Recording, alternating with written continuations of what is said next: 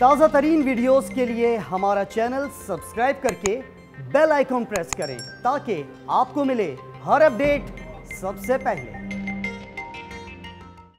سرکاری ملازمین کی تنخواہوں کے لیے خوشخبری آ گئی۔ وزیر اعلیٰ عثمان بزدار نے تنخواہوں میں اضافے کی منظوری دے دی ہے۔ وزیر اعلیٰ پنجاب کی ہدایت پر سرکاری ملازمین کو 25% اسپیشل الاؤنس ملے گا۔ اسی حوالے سے مزید تفصیلات جانتے ہیں ڈان نیوز کے نمائندے عمر فاروق سے۔ عمر فاروق، اپڈیٹ کیجیے گا۔